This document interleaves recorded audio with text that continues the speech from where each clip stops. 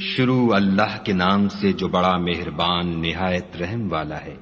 اے محمد صلی اللہ علیہ وآلہ وسلم، جو کپڑا لپیٹے پڑے ہو اٹھو اور ہدایت کر دو، اور اپنے پروردگار کی بڑائی کرو، اور اپنے کپڑوں کو پاک رکھو اور ناپاکی سے دور رہو، اور اس نیت سے احسان نہ کرو کہ اس سے زیادہ کے طالب ہو، اور اپنے پروردگار کے لیے صبر کرو۔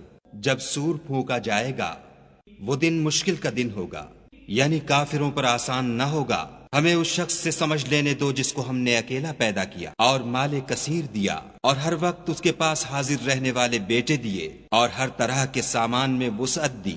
ابھی خواہش رکھتا ہے کہ اور زیادہ دیں، ایسا ہرگز نہیں ہوگا۔ یہ ہماری آیتوں کا دشمن رہا ہے، ہم اسے صعود پر چڑھائیں گے۔ اس نے فکر کیا اور تجویز کی، یہ مارا جائے، اس نے کیسی تجویز کی، پھر یہ مارا جائے، اس نے کیسی تجویز کی، پھر تأمل کیا، پھر تیوری چڑھائی اور منہ بگاڑ لیا، پھر پشت پھیر کر چلا اور قبول حق سے غرور کیا، پھر کہنے لگا یہ تو جادو ہے جو اگلوں سے متصل ہوتا آیا ہے، پھر بولا یہ خدا کا کلام نہیں بلکہ بشر کا کلام ہے، ہم ان قریب اس کو سقر میں داخل کریں گے۔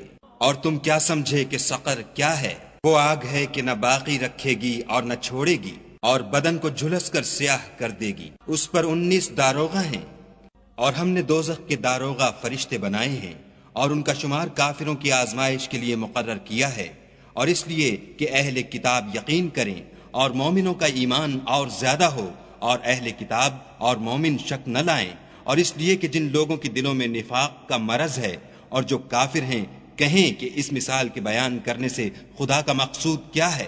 اسی طرح خدا جس کو چاہتا ہے گمراہ کرتا ہے اور جس کو چاہتا ہے ہدایت دیتا ہے، اور تمہارے پروردگار کے لشکروں کو اس کے سوا کوئی نہیں جانتا، اور یہ تو بنی آدم کے لیے نصیحت ہے۔ ہاں ہاں، ہمیں چاند کی قسم، اور رات کی جب پیٹھ پھیرنے لگے، اور صبح کی جب روشن ہو، کہ وہ آگ ایک بہت بڑی آفت ہے، اور بنی آدم کے لیے موجب خوف، جو تم میں سے آگے بڑھنا چاہے یا پیچھے رہنا چاہے۔ ہر شخص اپنے اعمال کے بدلے گرو ہے، مگر داہنی طرف والے نیک لوگ، کہ وہ باغہائے بہشت میں ہوں گے اور پوچھتے ہوں گے، یعنی آگ میں جلنے والے گناہ گاروں سے، کہ تم دوزخ میں کیوں پڑے؟ وہ جواب دیں گے کہ ہم نماز نہیں پڑھتے تھے، اور نہ فقیروں کو کھانا کھلاتے تھے، اور اہل باطل کے ساتھ مل کر حق سے انکار کرتے تھے، اور روز جزا کو جھٹلاتے تھے، یہاں تک کہ ہمیں موت آ گئی۔ تو اس حال میں سفارش کرنے والوں کی سفارش ان کے حق میں کچھ فائدہ نہ دے گی۔ ان کو کیا ہوا ہے کہ نصیحت سے روگرداں ہو رہے ہیں، گویا گدھے ہیں کہ بدک جاتے ہیں، یعنی شیر سے ڈر کر بھاگ جاتے ہیں۔ اصل یہ ہے کہ ان میں سے ہر شخص یہ چاہتا ہے کہ اس کے پاس کھلی ہوئی کتاب آئے، ایسا ہرگز نہیں ہوگا۔ حقیقت یہ ہے کہ ان کو آخرت کا خوف ہی نہیں، کچھ شک نہیں کہ یہ نصیحت ہے۔